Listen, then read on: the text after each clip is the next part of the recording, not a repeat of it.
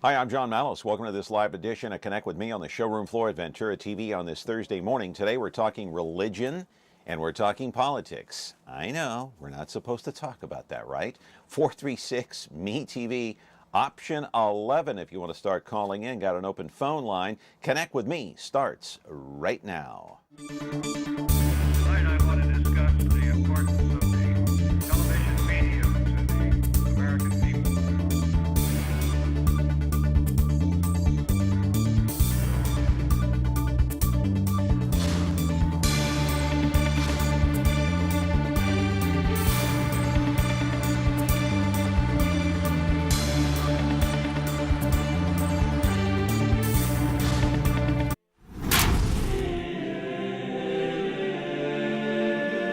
Back here on the program on a Thursday morning. Glad you're here. We have an open phone line, 436-ME-TV, option 11. And today it is, well, the focus on religion and a little bit of politics, because the man I'm about to introduce here in a couple of minutes is well known in the Fresno area.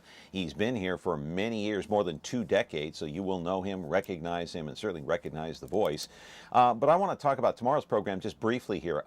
Brooke Ashton is going to be here as our guest tomorrow. He'll be here for the full hour. He'll talk about what happened at last night's board meeting. He'll talk about some of the problems he's having, obviously, as a board member. And we'll also talk about that potential teachers strike that could take place sometime in December. Not sure yet. I don't want to speculate, but a lot of people telling me that's when it possibly could happen, right before the Christmas holiday season. 436-ME-TV, option 11. You're watching us live on Comcast, channel 375 as usual. Comcast cable television live program every Monday through Friday. But if you don't have Comcast, not to worry, 13.1, 43.6 over-the-air broadcast with a digital outdoor antenna. Then the replay of this program comes up at 2 o'clock in the afternoon, 13.6 YouTube, 8 o'clock tonight, 4.6 Biz TV. And after that, you can go to venturabroadcasting.com. Hook onto the Connect with Me webpage, and it'll take you to all of our shows, well, practically all of our shows, the last 5.5 years here on Connect with Me. And before I get started, raise your hand if you want to see the Dodgers and the Yankees in the World Series. That hasn't happened in how long, my friends? Since 1981. Dusty Baker was still playing for the Dodgers at that time. They had Ron Say. I think Lasorda was still managing the Dodgers. Oh my goodness, and who was the manager? Was it Billy Martin in 1981? Anyway, Yankees won last night. We'll see what happens the rest of the playoffs. As for now, we got to talk about today's program. He's been a senior pastor for the better part of 30 years, 24 of those years right here in the city of Fresno, serving the entire Central Valley. As part of the Assemblies of God, he preaches and holds services at Cornerstone Church every Sunday before a congregation. He's got more than 3,000 people that he talks to. Matter of fact, he has his own radio talk show Monday through Friday on 1680 AM. Sometimes you can hear him on KMJ, filling in for Ray Appleton. Matter of fact, he's very strong, very forthcoming with his political and religious convictions. Listen.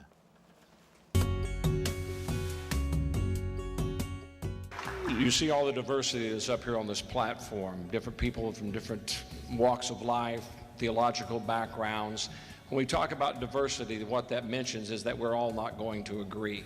I think many times we think when this thing's over, everybody's going to agree. Let me tell you, I've been married for 35 years to a woman I love with all my heart. We don't agree all the time. We still live together. We still get along together. We've even had kids together. I'll even let you know this. I don't agree with myself 100% of the time. The thing is, what do we have in common? What do we fight together for? In that marriage, we fight for each other. We fight for our children. As I was getting ready for tonight, I looked down on my desk and I saw a memorial folder for little Rashad. A little over a month ago, I stood at the head of the casket of this 20-month-old that was gunned down in the streets of Fresno. To me, this is what it's about. We can come with our agendas, we can come with the causes that we all have, as good as they may be. But when you sit and you bury a child simply because they were at the wrong place at the wrong time, gunned down on our streets, this is injustice. This has got to stop. Live in our studio right now is Jim Franklin. He is the senior pastor at Cornerstone Church here in the city of Fresno the last 24 years. He's here to talk about himself, where he's from, his church, his congregation, his political views. Jim, good to have you here. Welcome to the program. Always good being here, John, always. All right. Before we go to break here, I just want to ask you really quickly here. I said in the monologue that you're very strong in your political and religious beliefs. Would I be accurate in saying that? Well, you say strong. I've got some viewpoints, as you do, as all of us do, and I'm not afraid to express those. Yeah, and your church, Cornerstone Church, was there before you got there as a pastor. How has it changed over the years? I'll get into that during the course of the program, but as it evolved in what way? Well, when we came, it was around 300 in attendance. So now, as you say, reach over 3,000 people on a weekly basis. Congregation even expands beyond that with television, radio, internet reach that we have. So just in the growth that we have seen, we've changed locations where we were at Divisadero and Fresno, right next to the community hospital. Now we're in the historic Wilson Theater, have about 2 blocks of facilities there, a campus. So just all of that growth and expansion brings about changes. With all that's going on in the world, have you seen people lose faith in God? No, in all honesty, with all that is going on in the world, especially just in what we've seen over the last, 5 weeks of just disasters that we've seen across the United States. And around the world. I think it's at those times that people then look for answers and are turning back to their faith. In what way? I mean, Well, you have people that never believed to begin with. Are they starting to come around? Well, when you have hurricanes, when you have disasters, when we are seeing the tragedy of Las Vegas, when we are experiencing what we're experiencing right now with the fires here in California, people recognize they're not in control. They recognize they're not the one that ultimately is going to decide. So they're looking for that strength. They're looking for that, and obviously they turn to faith. They turn to God. But the ultimate question that I get, and I don't know if my kids have asked me this, but where is God? If God is here, where is He? Who is He? Why doesn't He talk back to me? So there is the quest. You've just identified it. Your kids are looking for an answer. They want to know why. So you ask the question. Well, what student would ask a question but wouldn't wait around for an answer? What student would ask, well, where is God? And then leave it at that. If they're really looking for that, they're going to follow it. And I believe they are looking for that. So that opens the door for them to say, well, then where is God in all of this? And that's where you begin to get the answers that faith brings. But when you see so many disasters, and you see little children dying, animals dying, people that can't defend themselves, the elderly, for God's sake. We saw that where, in what city during the hurricane? Was that in Miami or Florida, that senior living center where those people died? Where was God in all of that? So to say that the defenseless people, that the world has to be absent of pain, of struggle, of injustice, that until the world is totally vacated of all of that, then God does not exist. Well, that's a pretty narrow statement then to make. It is the whole reason that we have these problems that God, in Christianity, we recognize that man walked away from God, creating these problems, just like with your kids. You lay down instruction for them. If you'll do these things, things will go good for you. If you don't do these things, things are going to go bad for you. Well, unfortunately, sometimes our kids don't make the right decisions and things go bad for them. And that's the same thing with us. Or with God, when man walks away because we're free moral agents, we've caused a lot of bad things to happen in our life. Now, what's hard for us to grasp is the idea of original sin. So what Adam did back in the garden does have an effect upon all of mankind. And you mean it has an effect on what's happening now? Yes, the effect of sin. So what Adam and Eve did in the garden is affecting what's happening now around the world. It's the concept of original sin. So when Adam and Eve rebelled against God and walked away from that, then sin was birthed, rebellion against God, the impact of that, the entire planet changed at that point. That's the whole point of Christ coming as the second Adam, dying for the sins of mankind. Now, does that mean that we're going to have a utopia here immediately when a person then accepts Christ as Savior? Well, of course not. We're still in this world. That time will come, though, that we will have a new heaven and a new earth, and sin will be eradicated out of this world, and we'll go back to what God intended for it to be. God never intended for man to suffer, just like you never intend for your kids to suffer. We see them suffer, just as I've seen myself or seen my kids suffer because of bad decisions. You take away their ability to make decisions, you eliminate free moral agent, and thus we're no longer the power of love. So I set down the rules for my kids.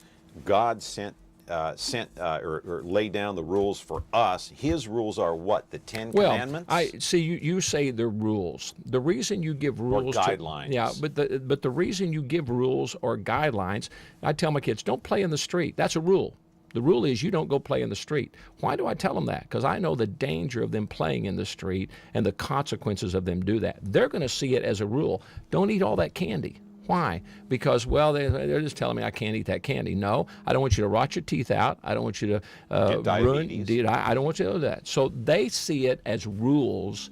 We see it as the right thing that needs to happen in their life. And so guidelines, his rules are the Ten Commandments. Well, that's the thing. So if you'll live by these things, the main reason that God gave us the Ten Commandments was knowing that we couldn't keep all of them, knowing that man would need to recognize his need of God. Knowing we can't fulfill it? Exactly. Because the point of that was then is you're going to need help to do this. You can't do it by all your actions.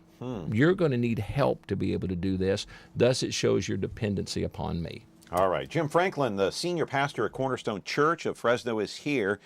You can call in. You can agree or disagree or whatever you want to do. It's up to you. Do you go to church every Sunday? You go to synagogue? Where do you go to pray or to worship? 436-MeTV, option 11. Back in a moment. When you're looking for KitchenAid innovation and quality, who has the answers, the selection, the price?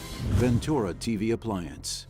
With billions in nationwide appliance buying power, more than Home Depot and Best Buy combined, we'll help you save. Our low prices on Energy Star qualified KitchenAid appliances save you energy and money, and pay no interest on select models when paid in full within 12 months. Ventura TV Appliance, serving you since 1951.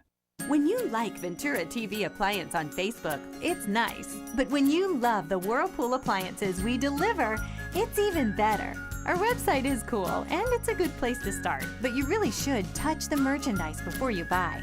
Touch the new Whirlpool Ice Collection. It offers a modern style made to create an inspiring kitchen experience. Save big on this Whirlpool Black Ice or White Ice kitchen. Come in to Ventura TV Appliance and touch the merchandise today. Something happening in downtown Fresno. It's not just a ballpark. It's not just construction. It's a church. I'm Pastor Jim Franklin, and I want to invite you to join the thousands of people who every weekend come to the historic Wilson Theater in downtown Fresno to experience Cornerstone Church. If you're tired of the ordinary and looking for a sure foundation to base your life on, Join us. Join me. Join us. Join me this Sunday at Cornerstone Church. Service times are at 9 and 11 a.m. or watch us right here on Sunday mornings at 8. I want to see you in church this Sunday. All right, back here on the program, you're more than welcome to call in. And Jim Franklin, the senior pastor, part of the Assemblies of God. And I have to be honest with you, always honest with the audience. Didn't know much about it, so I had to look it up on Wikipedia. Assemblies of God is a single denomination. It is the largest denomination to come out of the Pentecostal movement that began in the U.S. in the early 20th century. Tell us more about it. Well, what we saw in the early 20th century, we saw several churches that were experienced what we refer to as the baptism of the Holy Spirit, experience of speaking in other tongues, and an empowerment that takes place according to Acts chapter 2 in the life of the believer. And several of the mainstream denominations were not all accepting of that.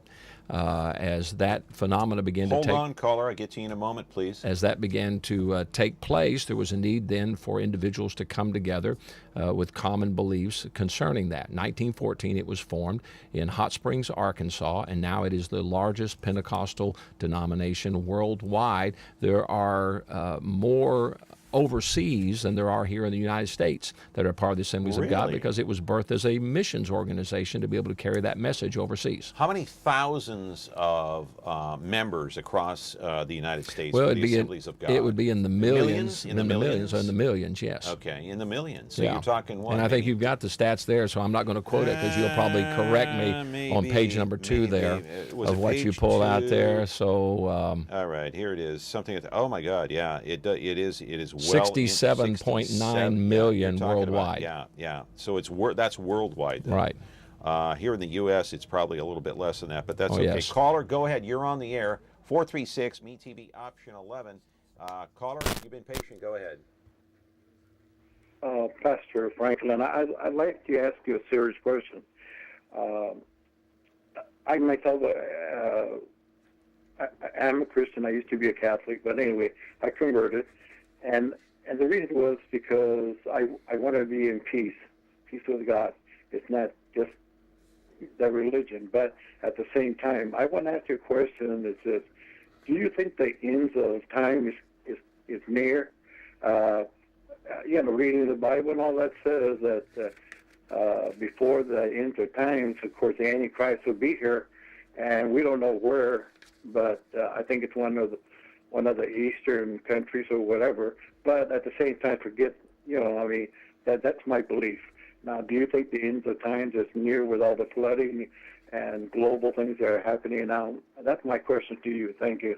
Thank you. Yeah, you got what? You got the hurricanes, you got the floods, you got the fires now up in Northern California. 17 to 20 fires burning in California right now. No, it's disasters.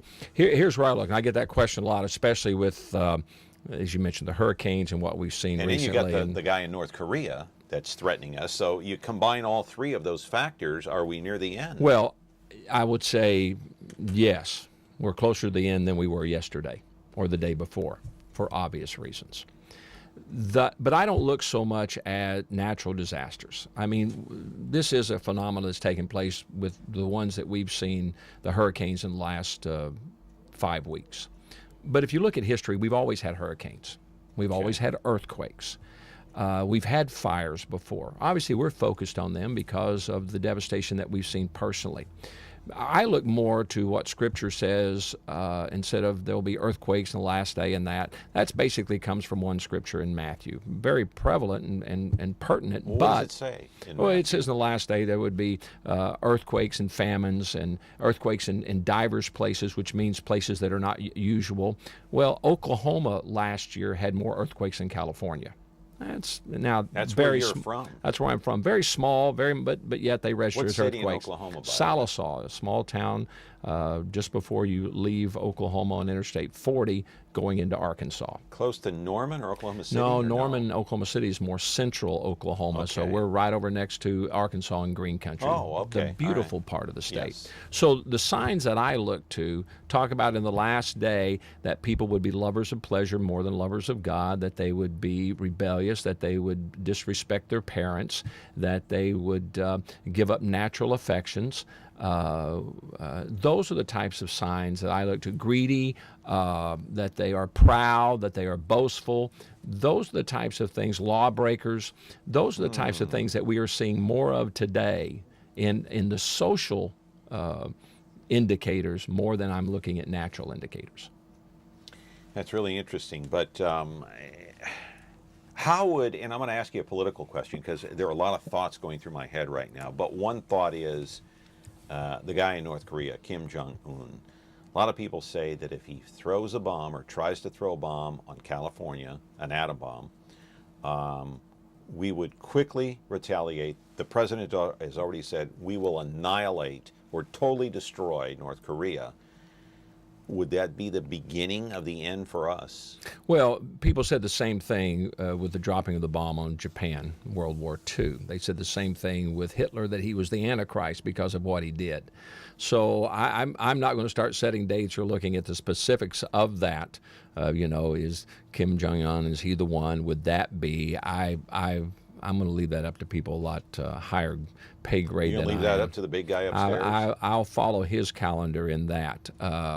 I do, back to the politics of it, I do support the president in what he says to protect our country, that any country that would launch an attack, especially of that nature, upon the United States, we need to respond with full force. Would God support Donald Trump in that? Have Well, you thought about that? I think I won't get to the particular of whether God supports Donald Trump or Nancy Pelosi that. But would God support that action of, say, throwing a bomb on North Korea and destroying that country in order to defend ourselves? So would God support? Would we approve? Would God support defending an individual? Well, of course. Or a country? Well, take it to an individual level. You attack me, start wanting to kill me or my family. Do you think God would have a problem with me stopping you from doing that? Right. And or let's say so our director Kerry would step in and she would kill me to stop me from killing you. Would that be okay? Do you think God would have a problem with that? I'm not an expert in religion. I really am not. Well, no, it's common sense. Right. It's common sense. Hang on, caller. Hang on. Of course he would not. Because I have not read the Bible. I have to be honest with you, cover to cover. I've read portions. It's a good book. Of it. You ought to read it. I recommend it highly. So what is it? So if I stop somebody from killing you, of course, am I okay in the eyes of God? Yes, without a doubt. Okay. There's no problem in the Word of God. We see murder is the thing that is prohibited. Even when it says, "Thou shalt not kill your brother," the word there is for murder, where I with malicious thought would try to kill somebody. Right. To stop me from doing that, in reality, is a righteous thing. And that's defending. Correct. Not murdering. Right. There's a big difference. A big difference. Yeah. All right. Caller, you've been patient. Thank you for calling in. Jim Franklin is our guest. Go ahead. Hi, Pastor Jim. I was wondering if at the beginning of the show you said you have very strong political beliefs and religious beliefs. So the question I have concerns both, and I was wondering if you do anything for what they teach in schools these days, that homosexuality is normal, that there's all these genders, and do you do anything to tell kids that this is not true, and this is what they teach in school today is wrong? So okay. Oh, go ahead. I'm sorry. So your question to me is, state your question again. I think I know where you're coming from, but I want to be sure. Yeah. Are you doing anything to, for the youth that are in schools these days, that what they teach them in schools is wrong, leading them down a wrong path? Well, obviously with the ministries that we have there at Cornerstone Church, very much involved in youth ministry and youth outreach in that. When it comes to things that we find in our society, whether it be at the school level or at the government level, then yes, I'm going to be very vocal and in speaking the truth and speaking on those issues. That's not against individuals, but as we said, we all have our opinions, and thank God for this great country that we live in, that we're able then to voice our opinions and bring them to the attention of the public and let the public decide on those. Are you satisfied, caller? I'm sorry? Are you satisfied with the answer? Go ahead. Well, I was wondering if he did anything for to change the laws of what they're teaching in schools. Well, yeah, to actually fight that. No, I think that. But let the caller give an example. What do you mean by teaching in school specifically? What, caller? Well, that homosexuality is normal. Okay. That. All right. I'm wondering if he has done anything to that the state, I guess it's.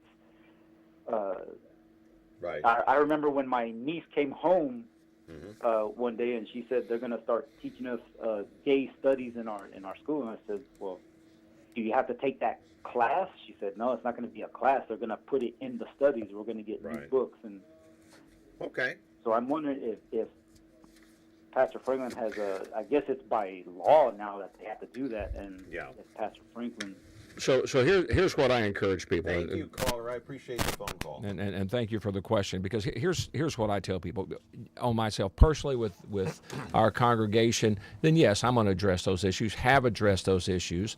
Talk about those from the pulpit. Talk about those on a daily radio program. Talk about those at school board meetings. So when I hear a caller like that say, what are you going to do about it? I always turn it back and say, what are you doing about it? If you're a parent, the school doesn't belong to the state. It belongs to the citizens of this city. And if your child goes to that school, whether it be on this issue or any issue, you need to engage. You need to be at that school board meeting. You need to let that school board know how you feel about it. That's the way our system goes. Too many times we've said, well, nothing we can do about it. I refuse to be a person who says nothing we can do about it. Edmund Burke says, for evil to triumph, all it takes is for good men to do nothing. I refuse to do nothing. I'm going to do something, and so I'm going to speak out. But it can't be one voice. People, the pastor ought to do something. Well, I should, and I'm going to, and I do. Right. But in the same sense, parents and citizens ought to do something. Yeah, the parents need to get more involved. And that kind of segues into my next topic, but we're going to take a break first. 436 Meet TV, option 11. I'm glad Pastor Franklin is here. Back in a moment. Not sure what you're watching? Want to see what's coming up next? Or just want to browse what's on without the hassle of flipping channels? Your wish has come true. Now you can view schedules for all the digital TV channels available in the Central Valley. Get local weather updates and forecasts, and listen to nationally syndicated Biz Talk Radio, all on KVHF 4.1. Rescan your TV now, then tune in to Digital Channel 4.1 to start enjoying the all-new TV Guide. It is obvious that there is much hurt, pain, anger that needs to be expressed and that should be expressed due to the recent shootings that have occurred across our nation and shootings that have occurred locally. But I think there's something that is missing, and that is dealing with the issue at hand, which is not necessarily the shootings or not necessarily our direct homeless issues or our boarded up and blighted up homes, but it's the systemic racism and hatred that is breeded into the fabric of our nation. And when we are only attacking the surface level of problems, once those surface level problems are removed, the soil that is underneath it or the foundation will continue to breed the same issues. As a Black Baptist preacher, it is necessary for me to bring this to a conclusion before we start shouting in this church.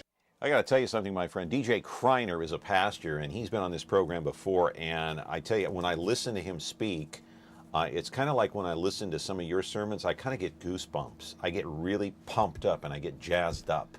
I don't know how long it lasts. Eventually it dissipates and goes away. Apparently we're not getting you to read the book. That's the problem there. That is part of the problem. But I really want to get DJ back on the show because I have a lot of respect for him. Oh, yes. But you heard what he said.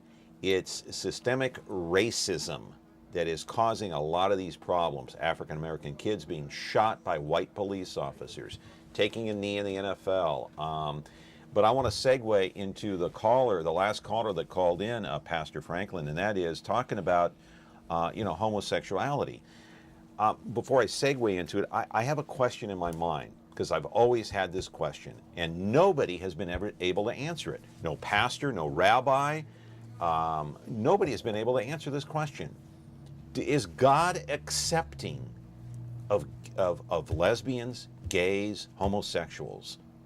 There's a simple answer to that. Does he accept them, and does he embrace them, and does he welcome them into heaven when they die? God loves everyone. Matter of fact, the key verse, John 3:16, for God so loved the world. Now, when you talk about the world, that's everybody. God so loved the world that he gave his only begotten Son, that whoever believes upon him wouldn't have to perish, but have everlasting life. So God loves everybody. You love your kids. Right. You got 2 kids, you love your kids. Keep going to that example because I think it's one of the best. Okay. As parents, we love our kids. Do we approve of everything that our kids do? No. Does God approve of everything that his kids do? No.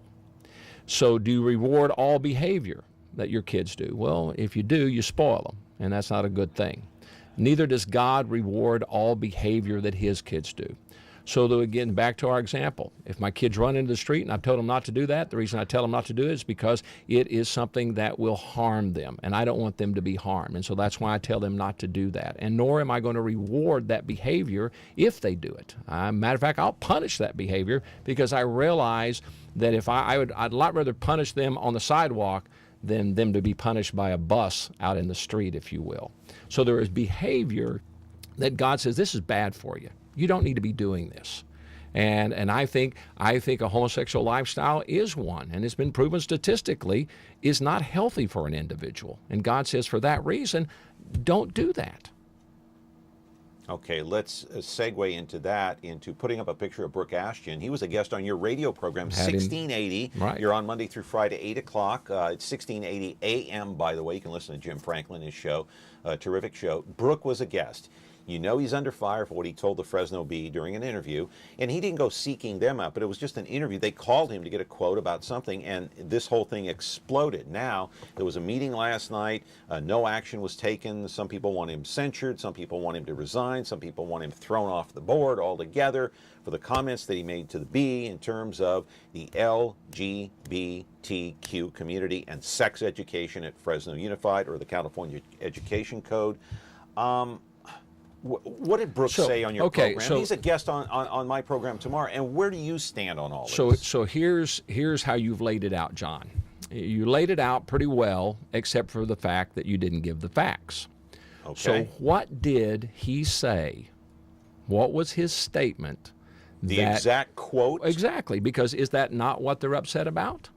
So if I say this is what they're upset about, is the quote that he was talking about the sex education in the LGBT community, and he doesn't want certain kids to be swayed that way. Okay, so his statement was, and I'm not going to quote it because I can't influence by. Influence so by he swayed. was saying that he was concerned that curriculum taught in the school, and I'm paraphrasing, Yeah. could have an influence or sway those students. Right. That one if, way or if the we other. say that a lifestyle is a proper lifestyle, LGBT lifestyle is one that is a good lifestyle, if we endorse that, and again I'm paraphrasing, Right. he's concerned that would have an impact upon students of deciding, well, is that a lifestyle I want or not? Right. Now that goes against many parents' teaching and their religion. Should the school stand in opposition of what you as a parent teach about your religious beliefs? Do you believe they should?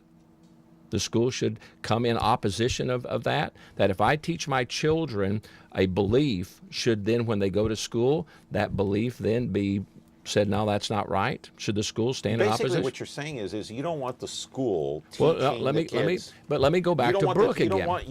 Right. So I agree with what Brooke said. Now that upsets a segment of our society, and they've got every right to be upset in that. Is it a wrong statement? Well, to say that schools do not influence children, then why in the world have we got them in school if they're not being influenced by the teacher? Hang on, caller. So I agree with what Brooke said. It's not an inflammatory statement. It's a very factual statement. Now, it has been misconstrued. It has been taken out of context. How so? I think they have, for instance, last night, one of the speakers talking said, he's so filled with hate. You know Brooke. Do you think Brooke is filled with hate towards individuals? I don't think so. Oh, and neither do I. Yeah. So statements like that are made from people that don't even know him. I sat and talked with him today, and there was an individual last night who got up and spoke that Brooke helped get that person or keep that person's job, because when the person first got up to speak weeks ago against him, that person came under fire by their supervisors and said, well, you could lose your job over that. And this person was speaking in opposition of Brooke. Brooke went to bat to that supervisor and said, no, you're not going to fire them. Right. Now, does that sound like a person who has an agenda against a certain lifestyle or that is filled with hate? No. So that's why I say things have been taken out of context. Brooke is not that. But did Brooke go over the top by comparing it to the Armenian genocide? Again, here we go with context. Should he have said that, though? Here's where we go with context. He kind of relit the match. The context that I see him saying that in is the fact that he is being persecuted because of his beliefs. His people were persecuted. The Armenians were persecuted because of their beliefs. But I'm not persecuting anyone. I understand. I'm just asking questions. I understand that. Right. So that's the context that he spoke that in. Right. They then said, oh, no, you're saying that the LGBT community are the same people who killed thousands of Armenians. We're the same way. That was not what he was saying. You can misconstrue, as we know, or as we call it in this day and age, you can spin anything to your political advantage. That's all that is happening here. Right. Caller, you've been patient. You're on with Pastor Franklin. Go ahead.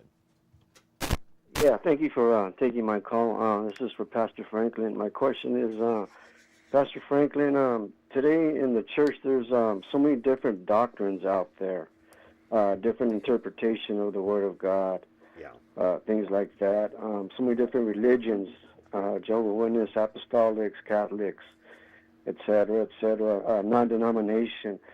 I'm sure in your church you preach a certain doctrine. What is it that you? What are your guidelines, or what would you tell someone that would ask you, what is the right church for me?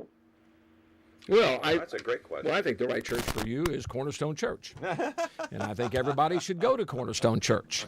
Now, you laugh at that, but if I didn't believe that, right? No, I know. Okay, so I have good friends that are Jewish. I have good friends that are Muslim. Right. I've Greek. Well, but Greek is not a religion. But here's the Greek Orthodox religion. Here's my point. I have good friends of mine that are Mormons. Okay. Right. And I've met with the leadership of each of these. The rabbi is a friend of mine. The imam is a friend of mine. Right. I have elders in the LDS church. But here's what I tell them. They've all been on this program, by the way. But here's what I tell them. I think you're wrong. I tell the imam, I think you're wrong in your concept of religion. You tell the rabbi that too? I tell the rabbi that too. What is a rabbi? Okay. Rick Weiner, but right? here's my yes. Okay. But here's my what does he say? Here's my point because I finished the statement. Go ahead. I said I think you're wrong. Hang on, caller. And obviously you think I'm wrong. If I didn't think the imam was wrong, I'd be a Muslim. If he didn't think I was wrong, he'd be a Christian.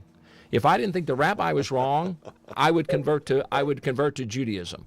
If he didn't think I was wrong, he would convert to Christianity. We know who's right. Okay, so here's how you hang on, caller. I'll get to you in a moment. So that's where it comes to the individual. It's too easy to say, all right, you tell me you're right. Well, everybody's going to tell you they're right. Yeah. It falls to the individual then to pursue truth. And the best way to pursue truth is honestly. I'm going to prove my point. We just had Lee Strobel's. We just showed the movie that came out about his life. An atheist who was a reporter for the Chicago Tribune that set out Hang on, caller. Get to you in a moment. Set out then to disprove Christianity. Well, by the end of the day, he had gone through all the experts because he's seeking truth, converted to Christianity. So I have no problem with people investigating. I have no problem with people searching truth. It's when people are lazy and just sit back and say, "Oh, I don't know. Oh, I haven't read it. I'm that way." So I think I have not read the Bible because I'm lazy. It's just because I'm busy doing other things. Okay. I know that sounds like a lame excuse, but it's the truth. But here's where I need to take the time to do it. I'm not lazy. But here's the priority. Right. Is when you finally figure out what's really important. Now, we'll circle back. Okay. When people are facing tragedy within their life. Right. You go to it then, don't you? You suddenly say, you know what? I probably need to figure this thing out. Suddenly, I'm going to find time now to pursue. I just tell people, don't wait until there's a tragedy in your life where you're faced with that question. Do it now because you're going to find it is the best way. All right. Hey, caller, I hope you're still there and listening. You're on with Pastor Franklin. Go. You're on the air. Yeah. Hello? Yeah, you need to mute your television, please. Thank you. Okay. Hold on. You like that? Oh, believe me. Hello? I've been there. Go ahead. You hear me? Yeah, I'm a father of two, and I don't like the state coming and be involved teaching that, about the LBT stuff. That should be left to the parents. The school shouldn't teach that, because the way I was born and raised, that's just not right. Okay. So here's my It point, should be left caller. alone. Here's my point, caller. Right, thank you very much. It sounds like you got kids here. I hope your kids are okay, and go take care of them. I appreciate the phone call, by the way. Did you hear the kids in the background? Yeah, I heard him. If the caller believes that, and I believe he does, he has strong beliefs on it, like we said earlier. Yeah. Go to the school board. Engage. Okay. Calling us is great. I mean, I do a talk show. We love callers. You know what but this we ain't is going about. to change anything. This is only an hour a day, right? Right. So if you say, you know, something needs to be changed. Yeah. A, you need to be registered to vote. You need to vote in elections, and then afterwards, you need to hold the people you elect accountable. And whether it be a city council, or whether it be Sacramento, or whether it be a school board, if they're doing things you don't like, they work for you as a citizens. Go let them know about it. Look, you have a talk show. You've been a talk show host for a long time here, A long time. So you know, this talk here that we do, whether it's TV or radio, it gives people a chance to get things off their chest. We're not going to solve the world problems here. We never do. Even if this program was 3 or 4 hours or 8 hours, we're not going to solve anything, are we, Pastor? No, but what we do in times like this. What do we serve? So let me be the advocate for us as talk show host here now. This is one of the last forums that we have available that we can discuss, and we can hear opposing views, and that we can share in long form. You're not going to get this on newscasts. You're going to get sound bites. So this is where we can engage. But the point of it is that we want to do it from a positive standpoint of giving people the opportunity and hopefully motivate them. I don't want them just to talk. At least from my standpoint, I want to motivate them to do something. All right. Quickly here, I got to take this call and go to break, and we're short on time. Caller, go ahead. Looking at my clock here, we're short on time, so quick comment or question, please. Yes, this is my question to Dr. Franklin is. Thank you for that. I've been watching a lot of Seventh-day Adventist TV, and they advocate worshiping on the Sabbath because the Word of God says in the Ten Commandments that you're to keep the Sabbath day holy. And I'm wondering, my question is, now they say the Catholic Church was the one responsible for us worshiping on Sunday instead of the Saturday, the Sabbath. And I'm just wondering if Dr. Franklin could speak about that and clear that up for me. Thank you for the call. I appreciate it. And thank you for the honorary degree there also.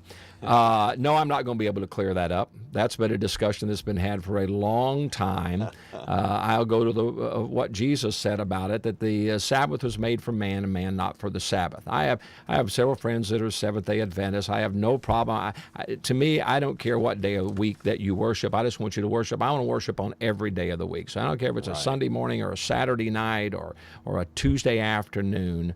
I just think that God should be a part of our life. Now, that tradition comes basically from the New Testament, where the New Testament church met on the first day of the week. Quick comment here before I go to my next topic, and that is one of my priests up in Sacramento told me a long time ago, I said, it's hard for me to just because of my schedule, it's hard for me to find time to do anything. It's even hard for me to find time to pray when I want to pray. You know what he told me? You can be exercising and praying. You can be driving your car and praying. You can be doing anything. You can be doing your show and praying. Is that true? Well, what is prayer? Prayer is, you either look at prayer as a ritualistic thing that you do that has to be within a certain trapping, a certain time, or you can look at prayer as a conversation that you're having with God. I can talk to God anytime, anywhere, at any point. And so I'm with what the priest said there. You can talk to God anywhere you want to. All right. Anytime, anywhere, any place. The words of Pat Hill. And thank God that we can, because there are a lot of times that I'm not in a church that I need him. All right, I'm going to ask the caller to hold on because I want to do this, Carrie. Do we have a picture of Colin Kaepernick? Just curious. Do we? Yeah, we do. Put it up because I want to talk about Colin Kaepernick here. I want to change topics. There he is. As you know, he started the protest last year as a member of the 49ers, refusing to stand for the national anthem. He says he was protesting the injustices bestowed upon young black men in America who were being shot by white police officers. Now, Carrie, I'd like to roll the videotape. Pence walks out of an NFL game. Can we roll that tape there? No sound. I'm going to talk over it. This is what it's turned into, Pastor Franklin and caller, if you're still there, just hang on. Nearly every team in the NFL has at least one player who has taken a knee during the anthem, including Jerry Jones, the owner. Last weekend, there he is. The Vice President Mike Pence saluted the flag in Indianapolis prior to the Colts 49ers game. He promptly left the stadium. Pence felt insulted that some players actually took a knee for the 49ers. He later tweeted, "I left today's Colts game because I will not dignify any event that disrespects our soldiers, our flag, or national anthem." President Trump then weighed in. "I asked the VP to leave the stadium if any players kneeled, disrespecting our country. I'm proud of him and Karen, his wife." Jones now ordering his players to salute or not play. Roger Goodell, the commissioner of the NFL, says, you know what? You guys need to stand. We need to develop a new policy. Fresno Unified allowing some of its players now to take a knee. Holy cow. What's going on here? I'll let you answer quickly first, Pastor Franklin, and then we'll go to the caller. Hang on, caller. Well, I think we should stand for the national anthem. I think in doing that, by not standing, that we are disrespecting not only our flag, but our national anthem, but those who have fought and died, that we would have that right. So I stand very firmly that we should honor our country, honor our nation, and that we should stand for the national anthem.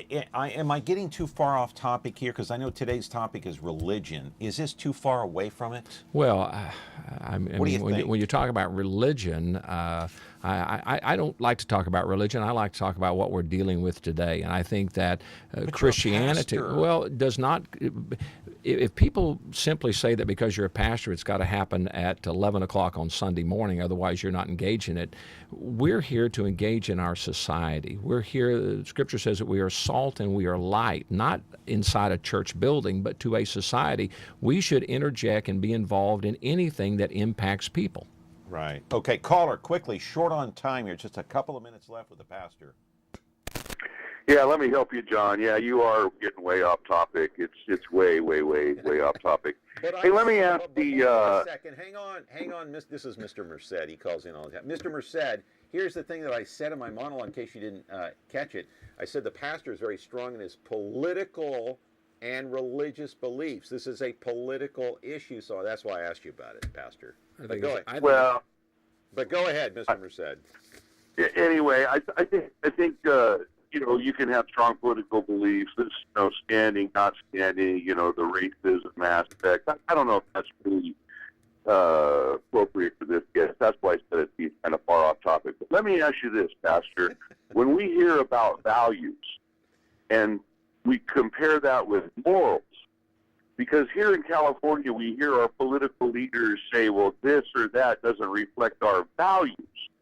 But aren't values based on morals? And haven't we lost our moral foundation in so many ways that that everybody's values are supposed to be held up as unassailable? But without morals, how can you have a definition of value? And the other question I'd love to have you explain, we know about God, but the prophet, like you say, the Jews don't believe he's come, the Christians think it was Jesus, and the Muslims think it's Muhammad. So I would like you to defend Christianity and explain a little bit about why that is your predominant faith. All right. Thank you very much, Mr. Merced. He calls in all the time. He's a good guest. But when you talk about morals and values, it kind of directly correlates to what I just talked about in saluting the flag. Yeah. Doesn't it go to your morals, your values, what you hold close and dear to your heart? Well, those values that this country was founded upon were the Judeo-Christian beliefs. In God we trust. Right. There's no way to deny that. If you look at history, Okay. go to Washington, D.C., and you see that. Does that deny access of any other faith? Well, of course not. So We're not exclusively. the question is, should we be penalized if I take a knee and I don't want to salute the flag? Well, should I be penalized? For this, when it comes to the NFL, I think the NFL, that's a business. They have every right in that business to tell their players what they're going to do and not going to do, because they're employees of that firm. They tell them what uniform to wear. They tell them what they can wear, they can't wear. Why can they not tell them, no, during the national anthem, you're going to stand? You want to protest the country, you've got every right to do that. You want to take a knee, you want to have a press conference, you want to hold a rally, you got every right to do that. This is America. You're just not going to do it on my time. Okay. What employer would not say that to their employees? Running short on time, to answer the question, defend Christianity, if you will. Well, I don't need to defend Christianity. It has been around for a long time. I'm not here as an attorney, as a lawyer. I say if there's people that are seeking truth, seek it for yourself. Be honest in that. It's hard to criticize Christianity when you haven't read the book. Okay. It's like saying, man, I hate driving a Chrysler, but I've never driven one. I think Chryslers are terrible cars. Right. But, I've never owned one. Right. Well, how in the world can you say that? I want to just ask you one other quick question here before I go to break here, and then I'm going to have to end this segment. But I go back to what DJ Kreiner, the pastor, said, talking about racism. Would you agree with him that there is systemic racism in this country, and that is a major problem as to why this protest has happened in the NFL and other protests? Are we just seeing too many young black lives being taken? Again, you have to be careful with the terminology that you use, because everybody has a different definition. Is there racism in our country today? Of course there is. Are there things that we need to correct? Yes. Are there injustices that need to be doing that? I think that comes back to a moral fiber that we have lost and that we have got to reinforce. Do I think that white cops are killing black men? No, the statistics do not prove that out. A matter of fact, the latest polling, the latest statistics says you're more in danger of being shot as a white person by a police officer than if you're a black person. So I think we have challenges. We've got to address those. And so when you talk about Colin Kaepernick and what he stood for, look at what he said. Again, just go to the facts. Here's why he took that knee beginning. It was in support of Black Lives Matter. I have problems. Well, no, that's what he said. Yeah, I know, but he was protesting the injustices of against the African American people. Again, go back to his original statements of what he made. And I can't agree with those original statements that he made. He's got every right to do that and to do that. Now, that has broadened out, and that's why I always ask people when they take a knee, explain to me what you're taking a knee for. What are you protesting? And maybe I can agree with you, or maybe I can't disagree, but I'm not going to paint with a broad brush. I don't want to be painted with a broad brush. I don't want individuals. That's really the definition of racism. Yeah. When you say, well, because you're a certain color, you're a certain way, or because you're a certain political, then you're a certain way. Right. I'm not going to paint people with a broad brush. That really is what racism. I think individuals, they should be judged by the content of their character, of their heart. That's what Dr. King said. I believe more in that. Well, God made us all look different and sound different, and He didn't make Viva us all la the same. difference. That's what we celebrate, the difference. I pastor a very multicultural church. I'm the minority in my congregation because we don't emphasize our differences. We emphasize what we have in common. Right. And we should all embrace those different cultures. Of course. In our society. Pastor Franklin, it's good to have you here today. Always it's good. My pleasure. I hope you come back. I will do that. I need to have you on my show.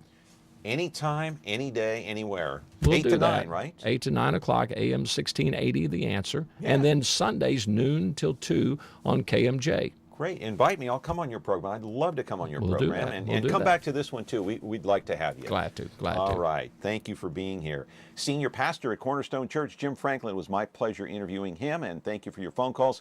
Back with our final guest here in the last few minutes in just a moment. Frigidaire. It means the first electric refrigerator. The first compact electric range. Now, there's the Frigidaire Gallery Range with Symmetry double ovens. It's designed to cook multiple dishes at multiple temperatures, so you can prepare the entire meal at the same time. Frigidaire, over 90 years of legendary innovation. See the full line of Frigidaire appliances at Ventura TV Electronics and Appliances. The following is a list of celebrities you will not see on MeTV programs. Charlie Sheen, Lindsay Lohan, Snooki, Paris Hilton, Perez Hilton, Honey Boo Boo, Justin Bieber, Simon Cowell, Chris Brown, Miley Cyrus, and the Real Housewives of any place. This is who you will see on MeTV programs. Lucy, Ralph, Mary, Perry, Gilligan, Kenner, Spock, Batman, Rowdy, Festus, and the Beaver. MeTV. Thanks for watching.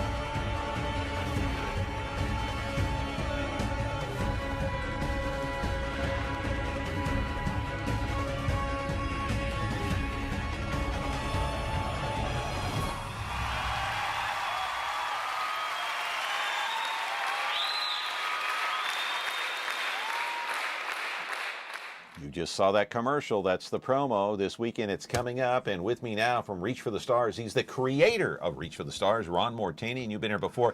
Talk about the event that's coming up this weekend. It takes place at the theater at Clovis North High School. Everybody knows where that is, right? Right, Willow International. Yeah, talk about the program. Oh, it's fantastic. It's going to be a dynamite show. It's a 2-hour show with a 15-minute intermission. Refreshments are included in your ticket price. The tickets will be available at the door, or you can call me at 284-3810. 284-3810. What's the event about? The event about is fundraising. We're trying to raise... No, the dancers. Oh, the Where dancers. Are they from? The dancers. Talk about the dancers. The dancers are from Glendale, California. They performed all over the United States and all over the world. They're called the Zavartnots Dance Ensemble. They are phenomenal. There's going to be about 40 dancers. Zavartnos. Yeah, That is Zavartnos. Armenian, right? Yes. Okay, and, go ahead. And 2 singers coming along with the show. It's going to be beautiful flowers, red carpet entry.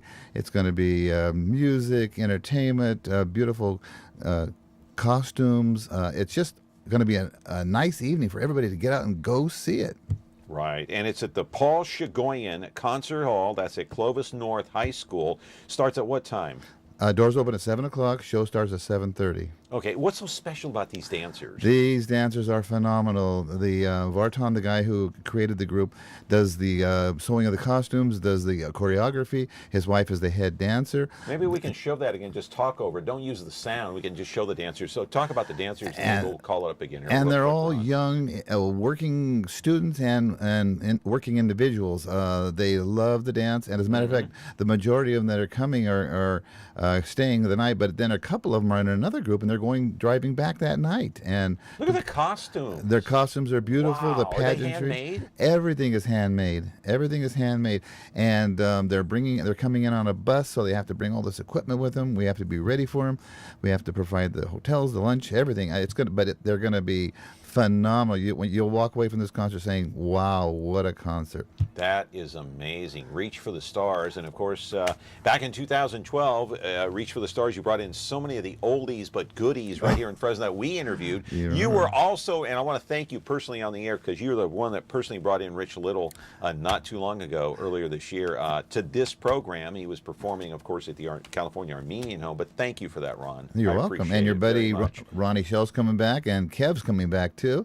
Oh, and Kevin, Ronnie Shell. And Kevin Viner called me from Vegas, and he's a world-class magician and mentalist, and he wants to participate in my program, so he's going to be coming back next year too. All right, I'll tell you what, I went a little long with Pastor Franklin, so I'm going to auction these tickets off tomorrow because I've only got a minute left. But these are the tickets I will auction off tomorrow here on the program. Is that okay? You don't have to auction, but just give them away. Well, you know what I'm talking Yeah. about. It's a silent auction. You know what I mean, Ron? But Yeah. it's good to have you here. And it's this coming Saturday, October the 14th, 7:30, Paul Shigorian Concert Hall. It's called, and the name of the group is again? Zavartnots. Zavartnos. Dance Ensemble. All right. And they're special because, tell me in 10 seconds. They're fantastic. They're unique. They performed all over the world. They're How many? How many dancers? Hopefully we'll have about 40 maybe, and 2 singers. And they range in ages from what? Oh, the ages are young. They're in their 20s. So wow. They're really nice, and they're so dedicated to the cause. It's just unreal. I mean, to give up their time to do this. Yeah, you and I danced like that. We about did 2 years ago. Greek right? dancing. We did Greek dancing about 2 years ago. It was about right. 2 years ago. Don't miss it. More like 40 years ago. Okay, Ron Mortanian, good to see you. Reach for the stars. Nice. Remember, it's Saturday, Paul Shigoyan Theater, 7:30. Don't miss it, by the way. And tomorrow we'll give away these tickets right here. All right, see you tomorrow. Brooke Ashton will be the guest. Have a great day.